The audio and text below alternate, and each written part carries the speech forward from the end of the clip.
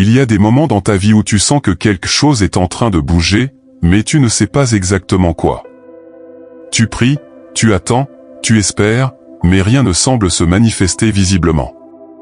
Pourtant, dans le monde invisible, Dieu est à l'œuvre. Il prépare, il façonne, il dispose les choses pour ta plus grande percée spirituelle. Ce n'est pas le hasard qui t'a conduit à écouter ce message aujourd'hui. C'est un rendez-vous divin. Car avant de te bénir, Dieu te prépare. Avant de t'élever, il te transforme.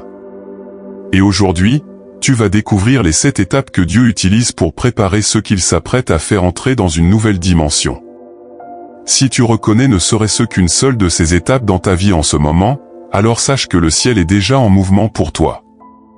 Tu comprendras pourquoi certaines choses s'effondrent, pourquoi ton cœur change, pourquoi tu traverses des saisons étranges. Rien n'arrive sans raison quand Dieu prépare une percée.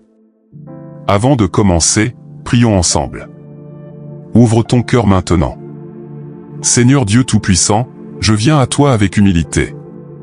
Je sais que tu vois tout, que tu sais tout. Si je suis ici aujourd'hui, c'est parce que tu veux me parler. Ouvre mes yeux spirituels, que je reconnaisse ton œuvre dans ma vie. Chasse toute confusion, éloigne toute peur. Donne-moi un cœur obéissant et docile. Prépare-moi à recevoir ce que tu as prévu pour moi depuis longtemps. Je choisis de te faire confiance, même quand je ne comprends pas tout. Je te loue d'avance pour la percée qui approche. Parle-moi par ton esprit pendant ce message, au nom puissant de Jésus-Christ. Amen. Dans toute l'Écriture, Dieu n'agit jamais sans préparer d'abord ses enfants. Il ne fait pas tomber les bénédictions sur des vies non travaillées. Il façonne, il purifie, il enseigne. Regarde Joseph. Avant de devenir gouverneur d'Égypte, il a traversé la trahison, l'esclavage, la prison. Regarde Moïse. Avant de libérer un peuple, il a passé 40 ans dans le désert. Regarde David. Avant de monter sur le trône, il a été oint en secret, puis il a gardé des brebis dans la solitude. Jésus lui-même nous enseigne ce principe dans l'Évangile selon Matthieu, chapitre 5, verset 4, « Heureux ceux qui pleurent, car ils seront consolés. » Les épreuves, les pertes, les déplacements, les révélations soudaines, tout cela sont des signes que Dieu travaille. Malheureusement, beaucoup de croyants aujourd'hui ignorent ces signaux spirituels. Ils pensent qu'il s'agit de malchance, de coïncidence, d'épreuves sans sens. Mais pour celui qui discerne, chaque étape est un appel à se préparer pour la visitation divine. Quand Dieu veut changer le cours d'une vie, il commence toujours par préparer le terrain. Ces étapes ne sont pas des punitions, ce sont des formations. Si tu apprends à les reconnaître, tu ne douteras plus jamais de ce que Dieu prépare en secret pour toi. Maintenant, entrons dans la première étape divine. Étape numéro 1, le déracinement divin. La première chose que Dieu fait avant une grande percée, c'est déstabiliser ton environnement actuel. Tu ressens des secousses intérieures. Des relations que tu croyais solides commencent à s'effriter sans raison apparente. Des lieux où tu te sentais bien deviennent soudainement inconfortables. Tu ne te reconnais plus dans certains espaces. Ce n'est pas le diable qui attaque, c'est Dieu qui déracine. Avant de planter un arbre dans une bonne terre, il faut d'abord le retirer de l'ancienne. Avant de te faire entrer dans ta destinée, Dieu doit t'arracher aux environnements qui ne correspondent plus à ce qu'il veut faire de toi. Regarde Abraham. Dieu ne lui a pas donné la promesse tant qu'il restait dans son pays. Il lui a dit dans le livre de la Genèse, chapitre 12, verset 1, « Quitte ton pays, ta patrie, et la maison de ton père, pour le pays que je te montrerai. » Ce déracinement peut être douloureux. Tu peux perdre des amitiés, des opportunités, des habitudes. Mais comprends bien ceci, ce que tu vis n'est pas une destruction, c'est une réorganisation céleste. Tu n'es pas abandonné, tu es déplacé. Dieu t'arrache aux sécurités humaines pour que tu dépends entièrement de lui. Si en ce moment même tu sens que tout autour de toi devient instable, si des portes se ferment brutalement, si des personnes s'éloignent sans explication, ne panique pas. C'est le signe que Dieu est en train de repositionner ta vie. Il ferme les anciennes saisons pour ouvrir les nouvelles. Ne résiste pas à ce processus. Ne cours pas après ce que Dieu retire. Ne pleure pas ce que Dieu tranche. Il sait ce qu'il fait. Il ne t'enlève jamais quelque chose sans avoir prévu mieux. Beaucoup échouent à cette étape parce qu'ils s'accrochent au passé. Ils combattent le changement. Ils veulent rester dans leur zone de confort. Mais la percée n'arrive jamais dans le confort. Elle arrive dans l'obéissance au mouvement de l'esprit, même quand ce mouvement dérange ta routine, même quand il bouleverse tes plans. Ce déracinement est nécessaire. Tu ne peux pas construire une nouvelle maison sur un vieux fondement fissuré. Dieu fait tomber les anciennes structures pour bâtir quelque chose de solide, de nouveau, de glorieux. Alors si tu es dans cette phase maintenant, accepte le changement. Prie pour avoir la force de lâcher prise. Demande à Dieu de te montrer où il veut te conduire. Car ce n'est pas un effondrement que tu vis, c'est une préparation. Et bientôt, très bientôt, tu comprendras pourquoi il fallait que tout bouge. Étape numéro 2, la saison du désert spirituel. Après le déracinement vient une saison de silence. Une période où rien ne semble avancer. Tu pries, mais tu n'entends pas de réponse claire. Tu agis, mais les portes restent fermées. Tu regardes autour de toi et tu vois les autres progresser, pendant que toi tu stagnes. Tu te demandes si Dieu t'a oublié. Mais non, mon ami, ce silence est sacré. C'est le désert où Dieu purifie ton cœur et affine ta foi. Souviens-toi de Moïse. Avant d'être envoyé vers Pharaon pour libérer Israël, il a passé 40 ans dans le silence du désert de Madian, loin des projecteurs, loin de tout. Ce n'était pas de l'abandon, c'était de la formation divine. Dieu te cache pour te fortifier. Il ne te fait pas attendre pour te punir, mais pour te préparer.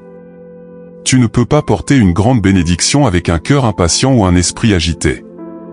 Le désert te vide de toi-même pour te remplir de Dieu. Ne méprise pas cette saison. Elle développe en toi une foi mature, une prière profonde, une confiance inébranlable. Le silence de Dieu n'est pas son absence. C'est son école. Il t'apprend à marcher par la foi et non par la vue. Il t'enseigne à croire sans voir, à espérer sans preuve. Et souvent, plus le silence est long, plus la bénédiction est grande. Si tu entends moins Dieu aujourd'hui, ce n'est pas qu'il s'est éloigné. C'est qu'il travaille en profondeur dans ton caractère, dans ta vision, dans ton identité. Reste fidèle dans le désert. Continue de prier même quand tu n'as pas de réponse immédiate. Continue de louer même dans le silence. Le ciel se tait parfois parce que la terre doit apprendre à croire sans dépendre des émotions. Mais au jour fixé par Dieu, ce silence se transformera en éclat. Et tu découvriras que ce temps où rien ne bougeait était en réalité le chantier secret de ta destinée. Si tu es dans le désert en ce moment, sache que tu n'y es pas par hasard. Dieu t'y a conduit. Et il t'en fera sortir au moment parfait, avec une onction nouvelle, une autorité nouvelle, une vision claire. Étape numéro 3, l'intensification de la soif spirituelle. Quelque chose change en toi pendant le désert. Tu ressens une faim nouvelle pour la présence de Dieu.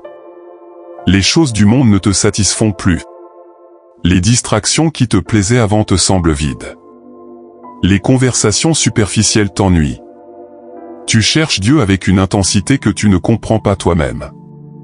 Tu ressens un vide intérieur que rien ne remplit, sauf sa parole, sa présence, sa voix. C'est un signe spirituel très puissant.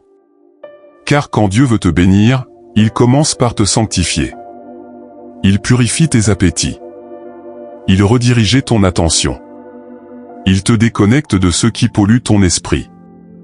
Ce feu qui grandit en toi, cette envie de prier même sans raison précise, cette sensibilité accrue à la voix du Saint-Esprit, tout cela annonce les premiers mouvements de ta percée. Dieu ne te donne pas une bénédiction pour que tu l'idolâtres. Il veut d'abord que tu tombes amoureux de lui. C'est pourquoi il attire ton cœur dans une intimité plus profonde. Tu ne peux pas porter une grande mission avec un cœur divisé. Alors, il t'attire. Il te réveille la nuit pour te parler. Il te parle à travers les Écritures d'une manière nouvelle. Ton âme le cherche même quand ton corps est fatigué. Si tu ressens cette intensité nouvelle, sache que tu es en transition spirituelle. Le monde te perd progressivement, mais le ciel te gagne. Ce n'est pas toi qui décides de chercher Dieu davantage. C'est lui qui te tire à lui parce que ta saison change. C'est la preuve qu'une porte invisible est sur le point de s'ouvrir. Ne néglige surtout pas cette soif. Nourris-la. Passe du temps dans la prière. Lis la Bible avec faim. Éloigne-toi du bruit et de l'agitation. Dieu est en train de t'élever dans l'intimité avant de t'élever dans la bénédiction. Celui qui cherche Dieu en secret le verra agir en public. Cette soif n'est pas un fardeau, c'est une invitation. Réponds-y avec empressement. Étape numéro 4, la séparation relationnelle divine. Pendant cette phase de préparation, Dieu va aussi filtrer ton entourage. Des personnes commencent à se détourner de toi sans explication claire. Tu perds des liens. Des amitiés que tu croyais solides s'effondrent. Des gens que tu estimais s'éloignent, parfois brutalement, sans raison apparente. Cela te fait mal. Tu ne comprends pas. Mais ce n'est pas un rejet, c'est une séparation orchestrée par Dieu. Car toutes les bénédictions ne peuvent pas être partagées avec tout le monde. Quand Dieu veut t'élever, il sélectionne qui reste autour de toi. Même Jésus, avant d'accomplir certains miracles, faisait sortir certaines personnes de la pièce. La percée a besoin d'un climat spirituel spécifique. Et parfois, certaines personnes que tu aimes ne peuvent pas entrer dans la nouvelle saison que Dieu prépare. Soit parce qu'elles te limiteraient, soit parce qu'elles ne comprendraient pas. Alors Dieu agit. Il ne t'explique pas toujours pourquoi sur le moment, mais il protège ce qu'il construit en toi. Tu ne comprends pas aujourd'hui, mais tu remercieras Dieu demain d'avoir éloigné certaines personnes de ton chemin au bon moment. Ne cours pas après ce que Dieu retire. Ne pleure pas ce que Dieu a tranché. Il est le vigneron céleste qui coupe les branches qui ne portent plus de fruits, comme il est écrit dans l'Évangile selon Jean, chapitre 15, verset 2, « Tout sarment qui porte du fruit, il l'émonde, afin qu'il porte encore plus de fruits. » Ce n'est pas une punition, c'est une purification. Si tu perds des relations en ce moment, rends gloire à Dieu. Ce que tu perds aujourd'hui prépare ce que tu recevras demain. Dieu sait ce que tu ignores. Et s'il écarte des personnes, c'est pour mieux te positionner dans ta destinée. Il prépare de nouvelles connexions divines. Des personnes qui sont alignées avec ta vision, avec ton appel, avec ce que Dieu veut faire à travers toi. Fais confiance au processus, même quand il fait mal. Étape numéro 5, le combat spirituel intensifié. Quand Dieu te prépare pour une grande percée, attends-toi à une guerre spirituelle plus intense qu'avant. Une lutte invisible s'installe. Tes pensées sont bousculées. Tu te remets en question. Tu ressens des attaques, des doutes, parfois même une fatigue inexpliquée. Ce n'est pas une chute spirituelle, c'est un combat. Car avant chaque percée majeure, il y a toujours une opposition. Plus la bénédiction est grande, plus la résistance est forte. L'ennemi sent que quelque chose de puissant arrive dans ta vie, alors il essaie de te décourager avant que tu vois la lumière. Il utilise la culpabilité, la distraction, la peur, la comparaison avec les autres. Il te murmure que tu n'es pas digne, que tu as échoué trop souvent, que rien ne changera jamais. Mais si tu tiens bon malgré tout cela, tu verras ce que Dieu avait préparé. Regarde Daniel. Il a prié pendant 21 jours avant que l'ange Gabriel n'arrive avec la réponse, à cause du combat spirituel qui se déroulait dans les lieux célestes, comme c'est écrit dans le livre de Daniel, chapitre 10, versets 12 et 13. Ce que tu ressens en ce moment n'est pas la preuve que Dieu t'a oublié. C'est la preuve que le ciel est en mouvement pour toi. Ne baisse pas les bras maintenant. Persévère. Continue à adorer même avec les larmes. Continue à proclamer la vérité même dans l'obscurité. L'attaque spirituelle est souvent le dernier tremblement avant la percée. C'est le signe que l'ennemi panique parce qu'il voit ce que Dieu s'apprête à libérer dans ta vie. Reste debout. Résiste dans la prière. Revêt l'armure spirituelle complète. Déclare la parole de Dieu sur ta situation. Ne te laisse pas voler ta joie ni ta paix. Car celui qui tient ferme jusqu'au bout verra la délivrance de l'Éternel. Étape numéro 6, les confirmations divines répétées. Au milieu de toutes ces épreuves, Dieu dans sa bonté commence à t'envoyer des confirmations. Des signes que tu n'imagines pas. Des paroles que tu entends dans la prière. Des versets bibliques qui te touchent exactement au bon moment. Des personnes qui te parlent sans rien savoir de ta situation, mais leurs mots tombent comme une réponse divine précise. Ce ne sont pas des coïncidences. Ce sont des clins d'œil du ciel. Dieu sait que ton cœur doute parfois, alors il t'envoie des confirmations pour fortifier ta foi. Il utilise tout, une prédication, une chanson, une publication sur les réseaux, un rêve, même un silence rempli de paix surnaturelle. Ces choses qui résonnent en toi comme si le ciel te parlait directement sont des balises sur le chemin de ta promesse. Dieu n'est jamais silencieux quand il prépare quelque chose de grand. Il murmure, il confirme, il répète le même message à travers différents canaux. Et si tu es attentif spirituellement, tu verras que tout autour de toi commence à chanter le même refrain, Dieu va agir bientôt. Souviens-toi de Gédéon. Avant d'attaquer l'armée ennemie avec seulement 300 hommes, il a reçu une confirmation divine en entendant un soldat ennemi raconter un rêve prophétique, comme c'est écrit dans le livre des Juges, chapitre 7, versets 13 à 15. Dieu ne t'abandonne pas dans l'inconnu. Il te guide par des signes que seul ton esprit sensible peut décoder. Sois attentif. Note dans un carnet ce que tu reçois comme parole, comme rêve, comme révélation. Prie pour discerner ce qui vient vraiment de Dieu. Car les percées se préparent dans le silence, mais elles s'annoncent dans l'esprit bien avant de se manifester dans le naturel. Si tu vois des confirmations revenir sans cesse, comme si Dieu insistait sur un point précis, ne les ignore surtout pas. Il parle de la fin dès le commencement. Ce que tu entends aujourd'hui dans ton cœur est peut-être l'écho de la promesse qui approche. Reste ouvert à la voix de Dieu. Chaque mot, chaque vision, chaque révélation peut être le signal que le temps fixé par Dieu arrive enfin. Étape numéro 7, l'appel à l'obéissance radicale. Nous arrivons maintenant à la dernière étape avant la percée. C'est l'étape la plus décisive. Dieu va te demander un acte d'obéissance radicale. Quelque chose que tu n'aurais jamais fait avant. Une décision que tu dois prendre sans tout comprendre. Un pas de foi que tu dois poser dans l'incertitude. Tu ressens dans ton esprit une impulsion claire. Une paix étrange pour faire quelque chose qui semble fou aux yeux du monde naturel. Ce n'est pas de l'imprudence, c'est de l'obéissance prophétique. Dieu pousse ses enfants à sortir de la barque avant de leur montrer qu'ils peuvent marcher sur l'eau. Abraham a quitté tout ce qu'il connaissait pour suivre une voie. Pierre a jeté ses filets après une nuit d'échec total, simplement parce que Jésus lui a dit de le faire. La veuve de Sarepta a donné son dernier repas au prophète Élie avant de voir la multiplication divine, comme c'est écrit dans le premier livre des rois, chapitre 17, versets 13 à 15. Quand Dieu prépare une percée, il te demande toujours de croire avant de voir. Il te demande de bouger même dans le brouillard. Ce pas de foi devient le pont vers la promesse. Si tu ressens ce feu d'agir sans avoir tous les détails, si Dieu te pousse à changer quelque chose, à commencer un projet, à prendre une décision audacieuse, alors obéis. Car la bénédiction n'est jamais donnée à ceux qui attendent que tout soit parfait. Elle est accordée à ceux qui avancent malgré l'inconnu. Ce que Dieu a mis dans ton cœur comme conviction profonde est peut-être la clé qui débloquera tout. Ne cherche pas la logique humaine dans ce moment. Cherche la paix intérieure du Saint-Esprit.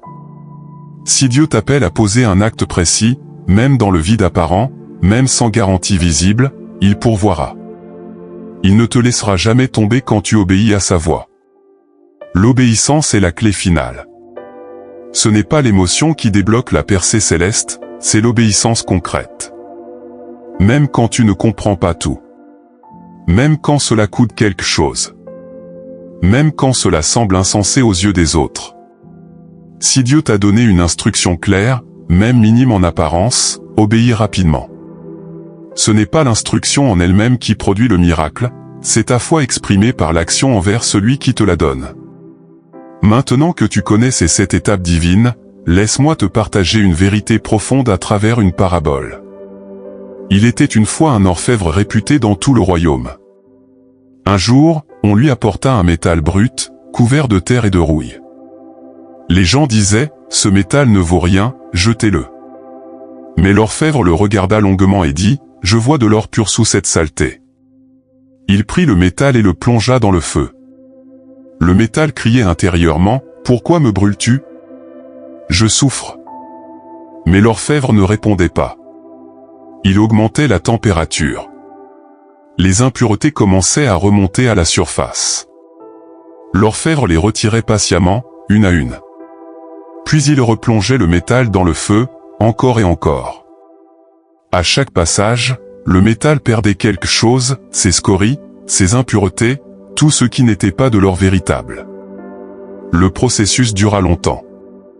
Et le métal pensa plusieurs fois qu'il allait disparaître complètement. Mais un jour, l'orfèvre sortit le métal du feu pour la dernière fois. Et là, tout le royaume vit briller l'or le plus pur qu'on avait jamais vu. Les mêmes personnes qui voulaient le jeter s'exclamaient, « Quelle beauté, quelle valeur !» Le métal demanda à l'orfèvre, « Pourquoi m'as-tu fait traverser tant de feu ?» Et l'orfèvre répondit, « Parce que je savais ce que tu pouvais devenir. Je voyais ton potentiel quand les autres ne voyaient que de la rouille. Et je ne pouvais pas te laisser rester dans cet état. Le feu n'était pas pour te détruire, mais pour révéler ta vraie nature. Mon ami, peut-être qu'en ce moment tu es dans le feu. Tu as traversé ces 7 étapes et tu te demandes quand cela va s'arrêter. Mais comprends ceci, Dieu ne te brûle pas pour te détruire. Il te purifie pour te révéler. Chaque épreuve, chaque perte, chaque nuit de larmes enlève une impureté de ton caractère, de ta vision, de ta foi. Et quand Dieu aura terminé son œuvre de raffinement, le monde verra en toi un éclat qu'il n'avait jamais vu avant. Reste dans le feu. Ne fuis pas le processus. Car ce que tu deviens dans la fournaise détermine ce que tu porteras dans la gloire. L'orfèvre divin sait exactement combien de temps tu dois rester dans chaque étape. Fais-lui confiance. Maintenant, laisse-moi te donner 3 actions concrètes à poser immédiatement pour coopérer avec Dieu dans cette saison. Action numéro 1, purifie ton espace intérieur. Dieu ne peut pas déverser une percée nouvelle dans un cœur encombré par le péché, l'amertume ou les compromis. Prends du temps cette semaine pour examiner ton cœur devant Dieu. Confesse ce qui doit être confessé. Renonce à ce qui attriste le Saint-Esprit. Le psaume 24, versets 3 et 4, nous dit, « Qui pourra monter à la montagne de l'Éternel ? Celui qui a les mains innocentes et le cœur pur. » La sanctification n'est pas la perfection, mais c'est la décision de refuser ce qui souille ton intimité avec Dieu. Coupe les liens avec les habitudes impures. Éloigne-toi des environnements qui polluent ton esprit. Pardonne à ceux qui t'ont blessé. Libère-toi de la rancune. Dieu attend un temple propre pour y déposer sa gloire. Action numéro 2, aligne tes décisions avec la voix du Saint-Esprit. Trop de croyants prient pour la percée mais continuent à prendre des décisions selon leur propre logique. Dieu veut que tu le consultes avant chaque choix important. Avant d'investir ton argent, prie. Avant de te lier à quelqu'un, discerne. Avant de changer de direction, demande confirmation. Le livre des Proverbes, chapitre 3, versets 5 et 6, nous enseigne, « Confie-toi en l'Éternel de tout ton cœur, et ne t'appuie pas sur ta propre intelligence, reconnais-le dans toutes tes voies, et il aplanira tes sentiers. » L'obéissance à la voix de Dieu est la clé qui ouvre les portes fermées. Si tu veux que le ciel bouge pour toi, obéis à ce que le ciel murmure, même si cela semble étrange, même si cela coûte quelque chose. Action numéro 3, sème une semence de foi dans un sol spirituel. Dieu honore toujours ceux qui posent des actes prophétiques de foi. Si tu veux voir une percée financière, commence à donner avec foi. Si tu veux voir la guérison, commence à proclamer la parole sur ton corps. Si tu veux voir la restauration, commence à bénir au lieu de maudire. Le livre de l'Ecclésiaste, chapitre 11, versets 4 à 6, nous dit « Celui qui observe le vent ne sèmera point, et celui qui regarde les nuages ne moissonnera point. Sème ta semence dès le matin. Ne regarde plus les circonstances. Regarde ta foi. Et pose un acte concret qui démontre que tu crois en la promesse de Dieu, même avant de la voir se manifester. En terminant, je veux prier avec toi. Ferme les yeux si tu le peux. Ouvre ton cœur complètement. Père Céleste, je viens à toi au nom de Jésus-Christ. Tu connais chaque personne qui écoute ce message en ce moment. Tu sais où elle en est dans son parcours spirituel. Tu vois les larmes qu'elle a versées en secret. Tu connais les prières qu'elle a faites dans le silence de la nuit. Seigneur, je te prie pour chaque personne qui traverse l'une de ces 7 étapes en ce moment. Pour celui ou celle qui est déraciné et qui ne comprend pas pourquoi tout s'effondre autour d'elle, donne-lui la révélation que tu es en train de la repositionner pour sa destinée. Pour celui ou celle qui traverse le désert spirituel et qui se sent oublié, rappelle-lui que tu ne l'as jamais abandonné, que tu le prépares dans le secret. Pour celui ou celle qui ressent une faim spirituelle intense, nourris son âme de ta présence. Remplis-la de ton esprit d'une manière nouvelle. Pour celui ou celle qui a perdu des relations importantes récemment, console son cœur. Montre-lui que tu protèges ce que tu es en train de construire en elle. Envoie-lui les bonnes connexions au bon moment. Pour celui ou celle qui combat spirituellement en ce moment, qui fait face à des attaques, à des doutes, à des peurs, renforce-la, Seigneur. Donne-lui la victoire sur toute opposition. Que l'ennemi soit confondu. Que chaque flèche lancée contre elle retombe au sol. Pour celui ou celle qui attend des confirmations divines, parle-lui clairement cette semaine. Envoie-lui les signes dont elle a besoin pour avancer avec assurance. Que ta voix soit plus forte que toutes les autres voix. Et pour celui ou celle qui doit poser un acte d'obéissance difficile, donne-lui le courage de te faire confiance. Enlève toute peur. Remplis-la de hardiesse spirituelle. Que ta paix garde son cœur pendant qu'elle avance dans la foi. Seigneur, je déclare que la percée est proche pour chaque personne qui a écouté ce message avec un cœur sincère. Ce qu'elle a enduré dans le secret va produire une gloire visible. Les portes fermées vont s'ouvrir. Les promesses anciennes vont se réaliser. Les prières en attente vont recevoir leur réponse. Je déclare qu'aucune des 7 étapes qu'elle a traversées n'a été vaine. Tout avait un but. Tout avait un sens. Et maintenant, le temps de la manifestation approche. Prépare-la à recevoir avec humilité. Prépare-la à porter avec maturité.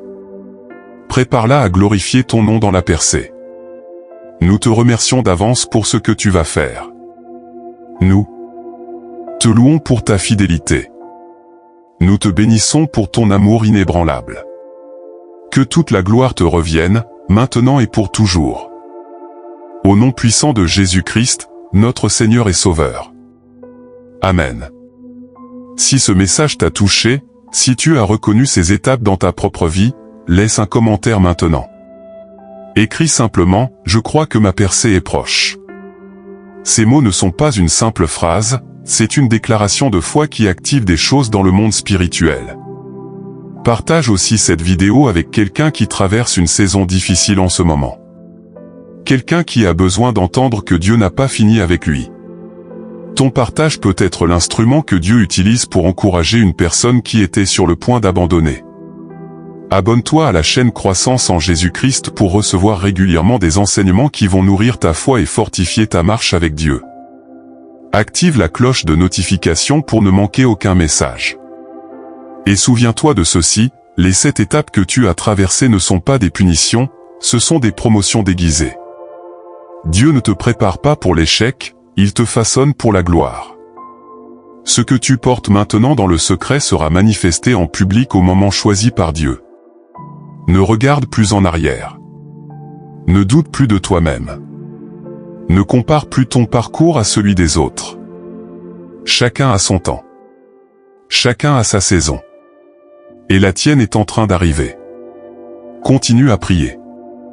Continue à adorer. Continue à obéir.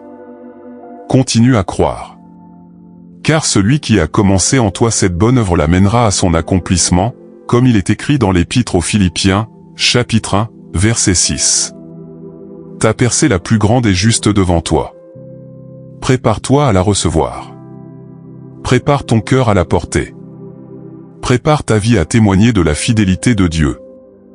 Et quand elle arrivera, tu regarderas en arrière et tu diras, maintenant je comprends pourquoi j'ai traversé tout cela. Tout avait un sens. Tout servait un but. Et Dieu était avec moi à chaque étape. Que la grâce de notre Seigneur Jésus-Christ, l'amour de Dieu le Père, et la communion du Saint-Esprit soient avec toi, maintenant et pour toujours. Amen.